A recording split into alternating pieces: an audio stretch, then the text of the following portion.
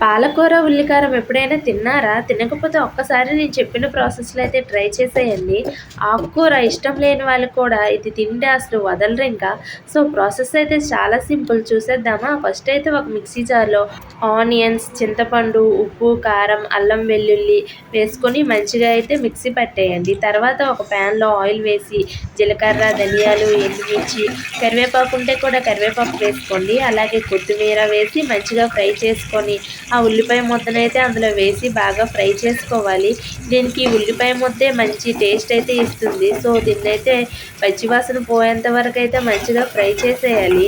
ఎంత ఫ్రై చేసుకుంటే అంత టేస్ట్ వస్తుంది మన ఉల్లికారంకైతే. సో, అది మంచిగా ఫ్రై అయ్యేలోగా అయితే పాలకూరనైతే రెడీగా కోసి పెట్టుకొని ఉంచుకోండి.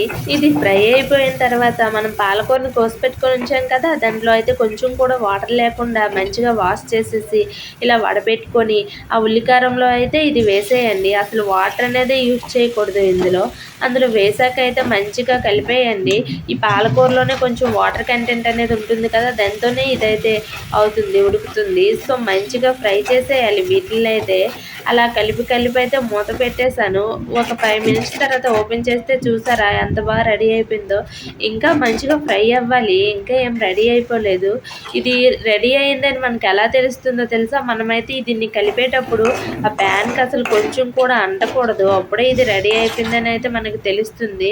సో, ఎండుమిర్చి వేసుకుంటే మంచి టేస్ట్ అయితే వస్తుంది. చూసారా నేను కలుపుతుంటే అసలు అంటట్లేదు. సో, ఇంకేముంది మనది రెడీ అయిపోయినట్టే పాలకూర, ఉల్లికారం. దీన్ని వేడి వేడి అన్నంలో అలా కలుపుకొని ఒక్కొక్క ముద్ద తింటే అసలు టేస్ట్ అదుర్సు. మీరు కూడా ఒకసారి ట్రై చేసేయండి నచ్చితే.